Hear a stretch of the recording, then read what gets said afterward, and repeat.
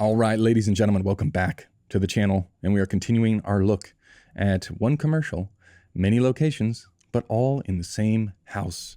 We're going to continue. We're moving from the bathroom last video into, ta-da, the living room. And you remember from this job, we've got great references from the directors. They've sent through, this is what we're going for. This is the look that we would like to see. Can you do something like this? And my answer is yes. Absolutely yes. If you give me a picture and you tell me what you want it to look like, I can sort of make it look like that. I can't get it 100%, but I can get it pretty close. Probably closer than most folks you know. And that's why I get the job. Okay, so we've got, let's see, lady pregnant on the sofa, staring at our feet in the sun. And then we've got two people delivering straight to camera. Forget about this for a second, this stretch mark macro shot. That has nothing to do with the living room. We're going to do all this in the living room. Okay, you'll remember we shot a couple of big scenes in this kitchen over here. And our reasoning behind the schedule was this was the biggest setup of the day that we had to start with because we had two scenes over there. We're going to do all of our lighting over there. Now, to save the production money, instead of lighting up this entire side of the house with light coming in this way and looking all that way, and then immediately jumping over here, that would require twice as much gear, or it would require everyone sitting around doing nothing for an hour and a half while all the grip and lighting moved everything from over there over to the opposite side of the house. Now, when you put it like that to production, they say, well, no, we definitely don't want everyone standing around for an hour. And we also don't want to be paying out the wazoo for gear. Is there a middle ground? And you say, you're lucky you hired me, because yes, there is. We can schedule around it. And in the last video, we looked at the bathroom. We shot in here. We then did some portrait stuff. We came back to here as the mood was switched. Then we went back into the bathroom. As we're back in the bathroom in a very small setup, all the grip and electric guys are out here and they're switching everything around to come through these windows. Okay. So you've seen the setup. The main setup was this one, except instead of the lady facing away, she was going to be lying on the sofa facing towards us. So now we have free reign in this room. Where are we going to put the sofa? Where are we going to put the lady? Which way should she be facing? Should she be facing this way? Like looking that way? It's like, ooh, maybe she can if we fake. Like we could fake windows over here and light this way. Absolutely we could. Or we could just use what's naturally there and light through the windows this way. When in doubt, I choose what is just naturally there. Why? It's much harder to screw up. If you light from outside, it's much harder to make it look unnatural because you probably won't have the level. If the light's too small, you won't have the level. It'll look weird. You won't even film it, right? That's if you're too small. If you're too big, the actual house, the structure that you are shooting inside of, cuts the light as it naturally would the sun outside. So it already looks natural, right? It's like you can't get too much light in here if you place your lights outside. That's how I stop myself from screwing up many, many things. I say, well, let's just do the thing that is most natural. And then we're going to manipulate it to the nth degree, but that doesn't mean we don't start natural. So my first thought is there's two more of these windows over here. So that's one window, two, and then there's a third over here. My idea is this window, we light from over here, not from upstage. We light from downstage over here. And we point that light into the background somewhere. Like this one, point it into the background somewhere. Then this window here, that'll be our key light of let's put the sofa here. And because we're lighting from this side, we want the lady facing this way. Okay, so that way we can light this side of her face. So that second window will be here. And the third window, we're not going to use because we're going to be wrapping from inside. Wrapping from inside, easier, right? Because you can use something smaller with a lot more control than if you try to wrap from outside with another big lamp. Because then that ends up going everywhere. It's going to go on the ceiling. It's going to go everywhere. I would say fill from close if you can. Well, really fill from far if you can. If you have the time to set it all up, it's always going to be better. But we don't have that time. So I would say don't be afraid to fill from close. Easy to screw up, but something to do. Okay, why do we place it here? Well, I like this for a lot of different reasons.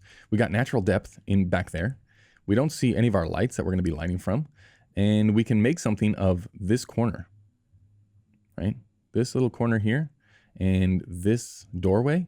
We can make a lot of that if we're shooting this direction. Okay, so imagine shooting here, lady on the sofa here. Okay, we can do a lot with those edges. Even though it's white walls, even though it's not super interesting, we can do a lot with it. So let's see where we landed. Ta-da! Lady on sofa. So we landed pretty much exactly what I said we were going to do. We did. Not a huge shocking surprise. So that's that door that we saw closed before. There's our back room back there. In here, through that first window, what you're looking at is this. This little section here is getting lit up by that far window. This little section is getting lit up by that second window. Okay, second window. And then from inside, we're wrapping to get to this other side of the cheek. Okay, and then in the background, back here in this back room, we're also lighting from outside with a smaller lamp, like a little M18, I think, to light up the floor, which then lights up the curtains, which gives us just a little bit of depth. Back here also, I think there's another, what is it, the Felix? It's like a little LED number that's actually quite punchy. That's doing that line back there. Now, would the line have been cooler a little bit steeper? Maybe, but there's only so many things you can do on the day, right? It probably would have been a little bit cooler. But you definitely don't want this wall completely lit up, because then it's strange and extremely distracting. Like maybe a little bit more angle would have been cooler. We got, of course, the prac on. We played with the prac off. We played with the prac on. We played with a whole bunch of other stuff over here. We played with the prac on the table. We did lots and lots, because this was probably the hardest setup of the day to just nail, because we went through different shot sizes and different lens sizes and all sorts of different stuff to try and make this pop a little bit more. Also, one thing I would say here, just looking at it, like I like the harshness of this light. That feels quite natural. Then you see how we pretty much stop the harsh light there on her body. This is all soft light. This is all soft light. And you'll know that as the Andre Safab, the man, the myth, the legend, loves to go hard light on the body, soft light on the face. We did, for a period of time, have this slightly tighter. And what that allowed us to do is we still kept in that back lamp. Say it was like that. What it did allow us to do, though, is we could come over the top with a little backlight because her hair is quite dark and it kind of gets lost there, especially if it was on top of this dark area of the room. If it wasn't on that highlight there, I'd be like, oh, we got to do something, right? It's melting in a little bit too much there, and we don't want that. But this was pretty much the exact look. And you see what I'm going for here is I want more of this, more light to dark to light to dark to light to dark. You see how, like here, from here over, we don't really get any variation. It would have been cooler if we did. Like this is nice, this little variation, this little pop of light against the shadow. Back here, of course, like if you just left this flat, if this looked like this, man, it gets boring really quick, right? And we're fighting boring. Can we do it? Let's do it. And it sort of worked out in the end because we didn't really, more level would have been cooler. Would have been nicer. I think the overall room would have felt more natural, much quicker than what it took us. We ended up having to put a lamp down here, shine it into the roof to get a little bit of ambient on these back walls.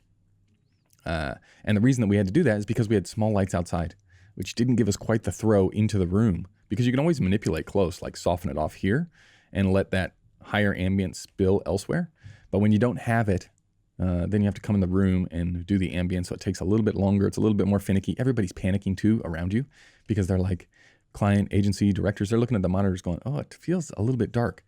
That's because you're setting up 15 different lights. And the last one you set up is the one behind the sofa here that gets you ambient into the roof to like just give, so it's not quite as dark. It all sort of balances out. That one last pass at ambient helps everything sit in the right place.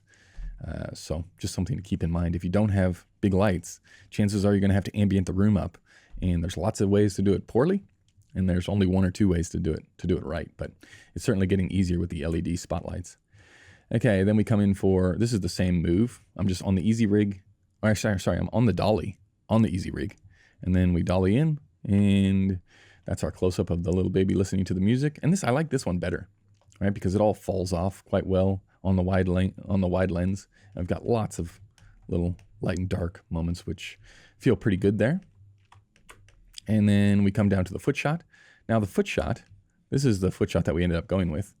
And this is the reference shot. I will say that it's cooler with these like leaves in there. We probably should have looked at something with a leaf. I think we tried a few things, but it was just the light was just a little bit too soft coming around. But it would have been cooler rather than just having this slash and then this slash and this. It would have been cooler having it like slightly broken up. You know, having a little bit of dapple on the toes.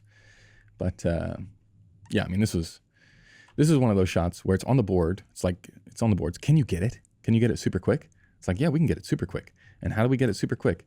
We come here after we've done these 2 shots and we say, okay, move the sofa out of the way, and we'll bring in the rug. We'll get her to stand on the rug, and then we'll bring in a 4x floppy here just to cut off the light. Oops. We'll use a 4x floppy over here.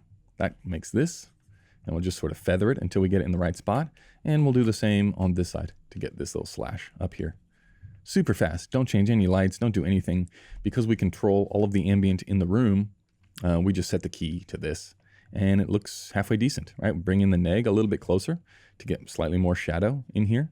And that's our entire shot, right? Super, super fast. Okay, then we ended up doing the 2 shot. So this 2 shot was meant to be, where's the reference? Something like this, right? 2 people, 1 person talking straight to camera. And that's it. If I was in the grade, right? If I was in the grade, I would say, can we make more of the slash, right? Because you can see it here, but it's almost sort of framed out. We miss it on her over here. So it'd be cooler if it was like a little bit more slashy. And then I would want to pop this side of the face a lot more. Like bring me up half a stop here. Okay. Other than that, like you see the highlight in the background, maybe this is too hot for how down their faces are. I would say lift that a little bit. I don't mind anything in the background here.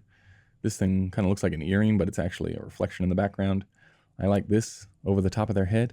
And that's all from one setup. Like we're doing all these shots from one setup. The only thing we're doing different here is that fill that was inside of the room. We're bringing it a lot closer and it's a lot bigger. I think this is an octabox now. And that gives us that little eye light inside of the room. So everything is already there when you land. While we're in the bathroom scene, all of this stuff is getting built. We jump out, we make a few adjustments, lens sizes, direction that they're sitting, angles that they're sitting, angle of the sofa itself. It's like the one thing that we're missing here, which I liked in the other frame, was that, you know, that back edge that was catching the sofa. It's like, oh, it would be cool if we had that back edge. And that back edge that I'm talking about is this, right? This. But we couldn't get that because now, come back here. See how the sofa is sort of angling towards the camera a little bit? Well, to get the 2 shot, we had to angle the edge of the sofa away, and it basically fell behind the window light, so it didn't work. So that's why it's just a little bit more down here, you can see. But that's an easy lift, easy grade. They're sitting still. It's a 50 frame shot, this shot. So you just pull that up just a little bit, maybe knock down the edges a little bit, like a little vignette. And yeah, make a little bit more of that slash. And I think we got something. So not rocket science, but always looking for depth, always looking for where we can, salt and pepper in a little bit of contrast, a little bit of light, and then making sure we got the time and the team to be able to pull it off. And luckily for us, we did. Okay, that is going to do it for this one. Many thanks. We will see you in the next one. Goodbye.